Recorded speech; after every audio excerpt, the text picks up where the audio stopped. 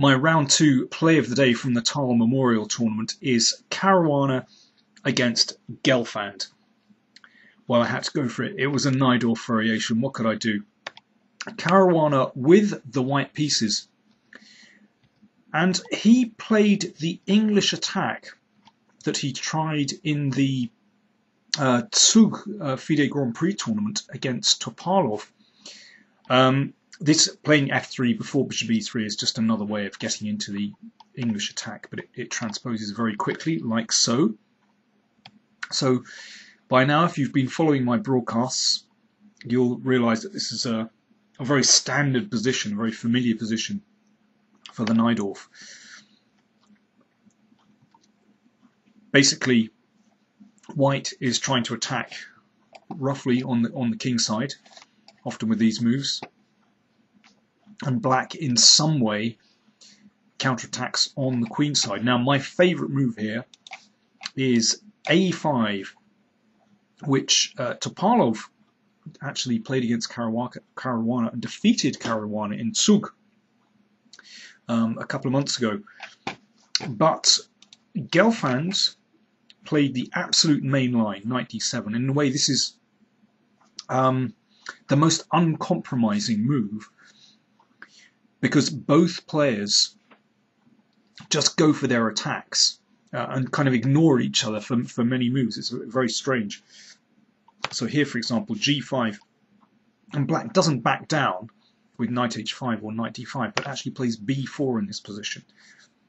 So if pawn takes knight, then we take here and take here, and that's a very healthy trade for black, because now there are files open on the queen side,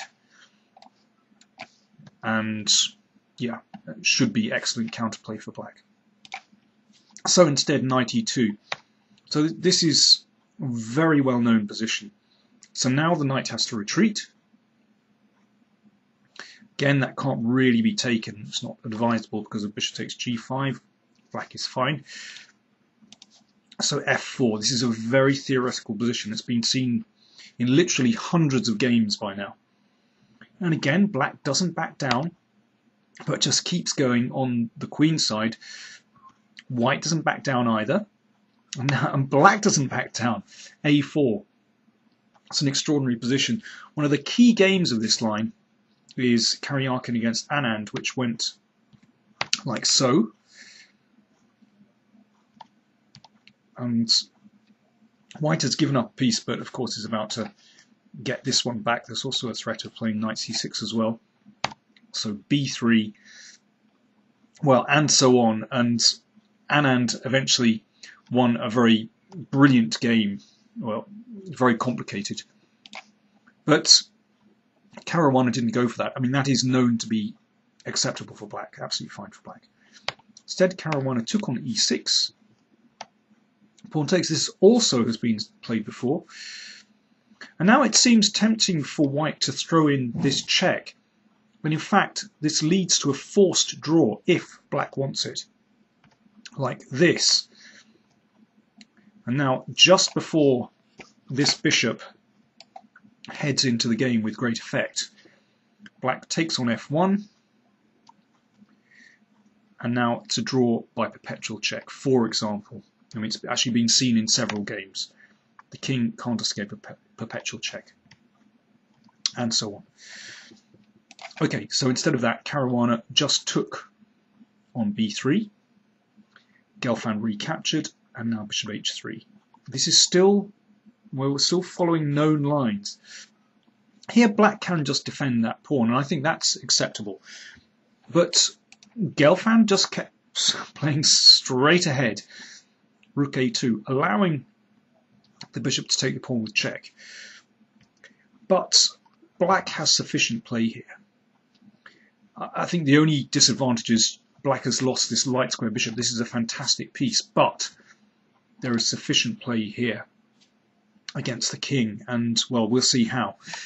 Knight c7, good move, hitting the bishop back, and queen a8.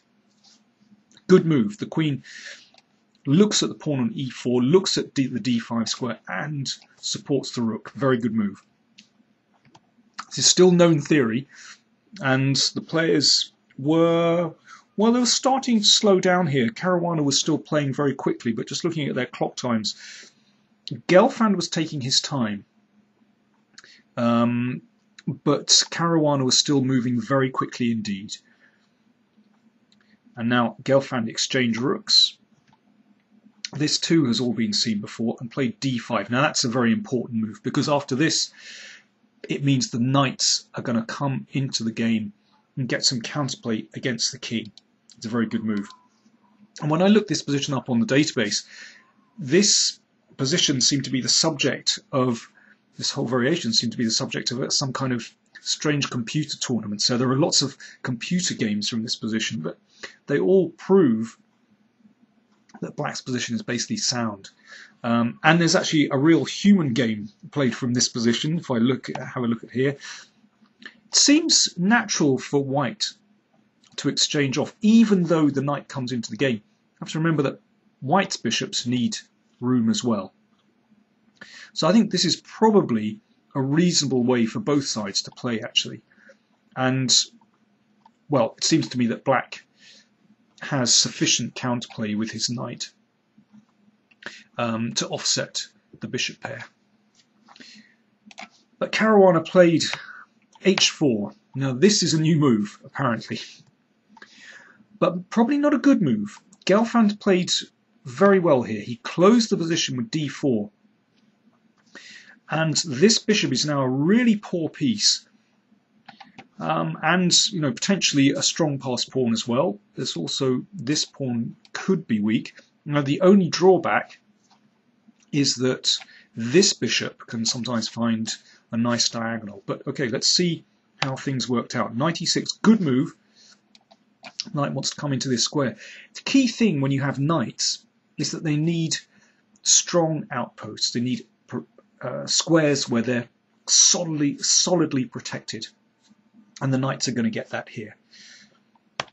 I mean, maybe king b1 is a prudent move here, but queen e2 played. And you can see these knights looking really menacing.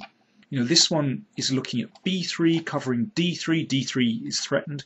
Also looking at e4. And suddenly, white's pieces don't look very clever. This knight is just consigned to defending the pawn on e4. A bit passive. Queen c4 played. Now, yeah, knight e4 is possible, but probably ends up, well, decent position for white at any rate. Remember, there's a back rank problem here, so it's not easy for black to use the queen against the king. Knight f4, much better move for black. So black is still very active. Queen f7, I mean, this seems reasonable. It forced this response from Gelfand. And now I think if Caruana had exchanged queens, well, I prefer black here. This weakness is still a problem. Maybe d3 is coming. But with the bishops, I find it very hard to believe that black will win that position. I think white should draw. But anyway, Caruana played a really strange move. He moved the queen back to c4, and now g6. And basically over those last few moves, Gelfand has gained a couple of tempi. Queen is actively placed on f8. g6 is a very useful move, blocking out the knight. So I don't know what was going through Caruana's head there, but I think he made a big mistake. Should have traded queens. And bishop f2 is a big mistake. It allowed a huge tactic, very neat tactic. Knight e2 is a beautiful move. Now, obviously, that can be taken in 3 different ways. Queen is not good. d3 check wins the queen. Bishop e2 allows this, and black is going to win material here. Knight is threatened, and d3 is threatened. Caruana came up with knight h1. This is not a glorious end for the knight, it has to be said. And now Gelfand just cruised in. It was very, very easy. I mean, this is a really bad collapse. I mean, maybe king b1 is a bit better there, but I think white is already lost. After this, knight is threatened, discovered check is threatened. I think it's basically all over. And let's see how the game finished. Here, Gelfand could have actually finished the game a bit quicker. He could have played knight c3. And after this, that's mate straight away. But okay, he played more prosaically, more surely after knight f4. It's also winning. Let's just have a very quick look. Basically, yeah, black is coming in. Just has to be careful that there isn't some kind of perpetual check here. And Gelfand managed to avoid that very neatly with this.